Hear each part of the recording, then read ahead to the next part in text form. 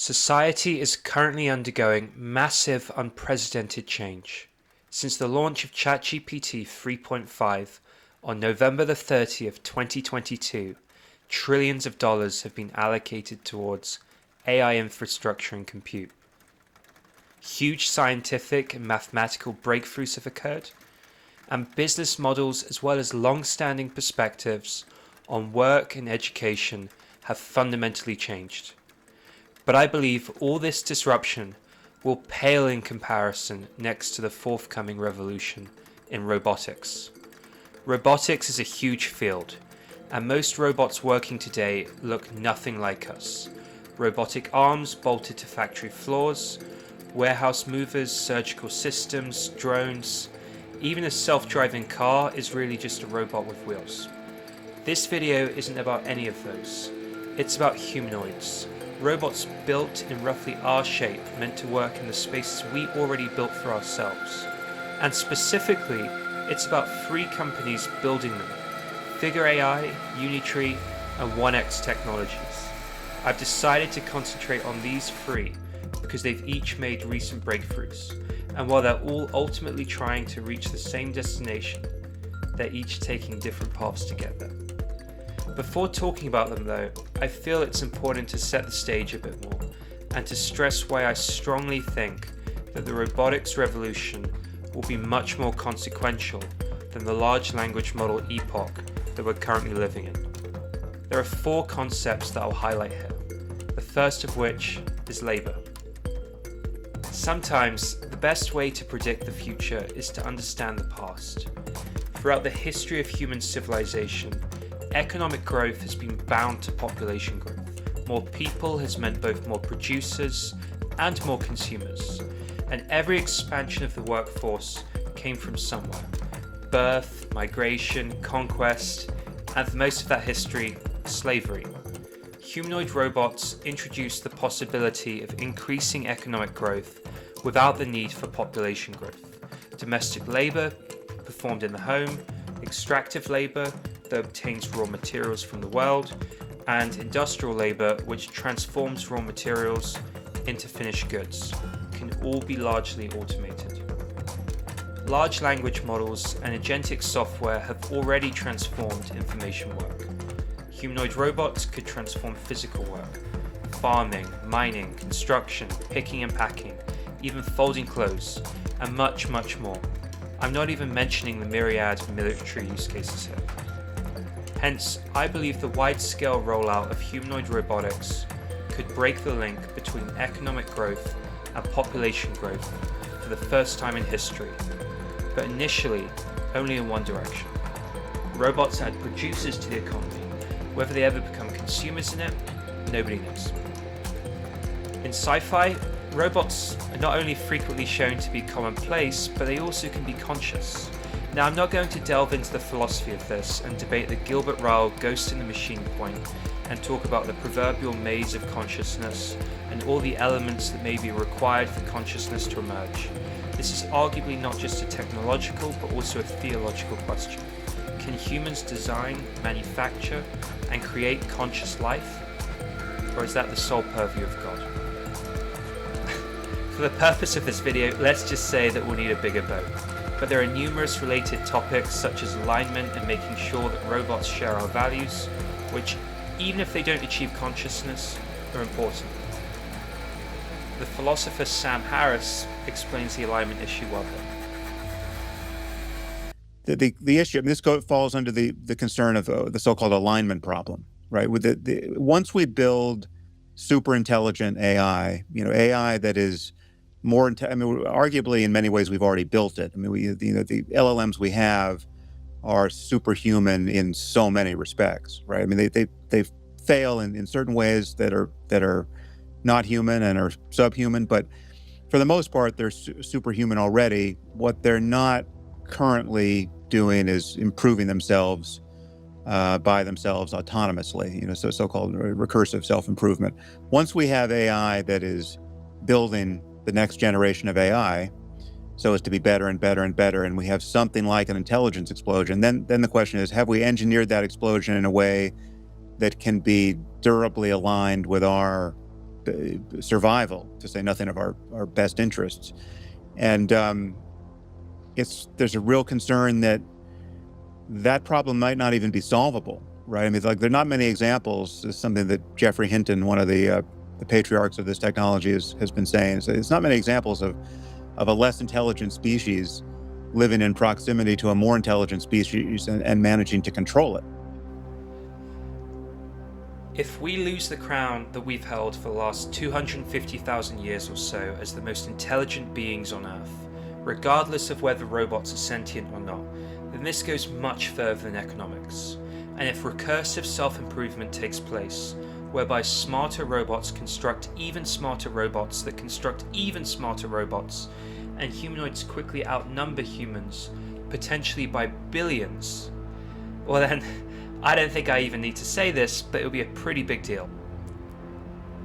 Let's all hope that the future we're moving towards is a positive one. So okay, now I've built up just how gigantic I believe the robotics revolution will be. Let me talk about the companies this video will be focused on. Starting with Unitree. Unitree is a Chinese company, and China has become by far the dominant country in humanoid robotics manufacturing. In 2025, Chinese companies accounted for around 90% of humanoid robots built and shipped globally. Unitree stands out for their really awesome videos of their humanoids and quadrupeds performing martial arts, gymnastics, as well as many other impressive physical feats. They also stand out for being very low cost, and for actually having robots that can be bought now. And that last point is particularly important. While a lot of humanoid robotics companies are still working towards commercial deployment, Unitree has already made its robots available for purchase, with their R1 humanoid available for as little as $4,900, and even their more capable G1 humanoid starts around $13,500. So Unitree is demonstrating that humanoid robots don't necessarily have to cost an arm and a leg, even though they do quite literally often come with 2 arms and 2 legs. And if the robotics revolution really is going to happen at the scale that I believe it will, then cost is going to be absolutely critical. You can't have billions of humanoid robots if every robot costs $1 million. So Unitree's combination of relatively low cost, impressive physical capabilities, and actual commercial availability makes them a particularly interesting company to watch. But while Unitree has really impressed me with the physical capabilities and affordability of their robots, Figure's taking a different approach. I've been watching Figure's recent demonstrations, and what I found particularly impressive was seeing a Figure 3 robot competing against a human worker. In a 10-hour contest, the Figure Model 3 sorted 12,732 packages, compared to 12,924 packages for the human, an intern called Ami. So the human still won, but only narrowly, a gap of 0.04 of a second per package. But the robot doesn't get tired, doesn't need holidays, doesn't need a salary, doesn't get distracted, and doesn't need to take breaks. In fact, the robot briefly took the lead at the 5-hour mark when Ami stepped away for a bathroom break. Figure's CEO, Brett Adcock, said afterwards that Ami finished with blisters on his fingers and a left forearm that was, in his words, basically broken. And the robot kept sorting after the contest had ended. And Figure aren't just doing demos. Figure has also been deploying its robots at BMW, where they're being used in a real manufacturing environment. What's particularly interesting is the AI behind these robots. Figure's Helix system allows the robot to perceive its environment, understand what it's seeing, and translate that into physical actions. It combines visual information with the robot's movements, allowing it to understand where objects are, what it needs to do with them, and how to actually manipulate them. So rather than having to explicitly program every movement, the robot can be given a task and use its AI to work out how to complete it. That's what starts to make a humanoid robot genuinely general purpose. I think this is where humanoid robots become really interesting economically. If you can replace human labor with robots that can work continuously and eventually cost less than employing a human, the implications for productivity and the cost of labor are huge. There's an important question about taxation here too. If robots eventually replace large amounts of human labour, perhaps they should be taxed at a higher rate than human workers to keep people competitive in these jobs. It's a significant problem for regulators to address. Meanwhile, Figure's ambitions are grand. Adcock has said he believes Figure has the potential to become the largest company on the planet, and I really admire that ambition. Their master plan isn't just to build factory workers. Figure wants to build general-purpose humanoids that can eventually work in manufacturing, logistics, retail, homes, elderly care, and even space exploration. Unlike Unitree, which is demonstrating how cheap and physically capable humanoid robots can become, Figure is focused on making them increasingly intelligent and capable of performing useful work. If they succeed, then Figure has the potential to join the pantheon of trillion-dollar tech behemoths. And finally, 1X Technologies. 1X is developing Neo, a general-purpose humanoid robot designed to operate in human environments and perform everyday physical tasks. What was really impressive from 1X recently was the dexterity of Neo's hand. I think we massively underestimate how difficult it is to replicate the human hand. This video shows Neo handling a wine glass and then a light bulb. With the wine glass, Neo needs to apply enough force to securely hold it, but not enough to break it. And then with the light bulb, it's a similar problem. Neo needs to carefully grip and manipulate a very fragile object without damaging it. We take this dexterity for granted, but for a robot it's an incredibly difficult engineering problem. Neo's new hand has 25 degrees of freedom, meaning it has 25 independently controllable movements across the fingers, palm and wrist. And behind every one of those is an actuator, essentially the motor that allows a robot to move. What's interesting about Neo is that the actuators for the hand are located in the forearm rather than inside the hand itself. They pull on tendons, which transmit the force through the wrist and into the fingers. This is actually quite similar to how our own arms work. By moving the heavy motors away from the fingers, 1X can make Neo's hand lighter and reduce its inertia, making delicate control easier. And Neo's hand isn't just designed to move. The joints are force controlled and back drivable, meaning they can respond to external forces rather than simply rigidly resisting them. The hand also has tactile sensing, allowing it to detect contact and adjust its grip. So when Neo picks up something like a wine glass, it's not simply moving its fingers to a predetermined position. It can sense the interaction with the object and adjust the amount of force being applied. And that's what makes dexterity so difficult. A human hand has an extraordinary combination of articulation, strength, touch, and feedback, all working together in real time. If humanoid robots are eventually going to perform the plethora of tasks that humans perform, they'll need to replicate at least some of this capability. Walking is impressive, running is impressive, but being able to pick up a wine glass without breaking it, turn a light bulb without damaging it, and precisely control fingers, that's the kind of capability that starts to make a robot genuinely useful. And that's what I find particularly interesting about 1X. Their goal isn't just to build a robot that looks like a human.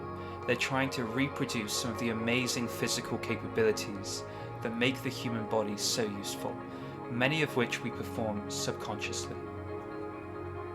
These cutting-edge companies demonstrate three of the key components of the robotics revolution. Unitree is proving how cheap and physically capable humanoid robots can become. Figure is showing how intelligent and economically useful they can become. And 1X is demonstrating how dexterous they can be. But as I spoke about earlier, the robotics revolution isn't just about the technology itself. It's about what happens when these machines enter our homes and workplaces, potentially transforming labor, and what happens if they eventually become conscious, or if we fail to properly align increasingly intelligent machines with the values we want them to uphold, whether those are Christian, capitalist, communist, or something else entirely.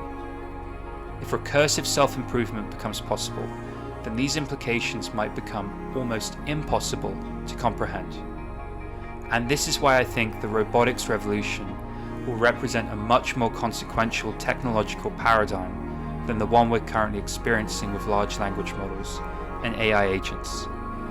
We're not just giving machines intelligence, we're giving that intelligence a physical body capable of interacting with and transforming the real world.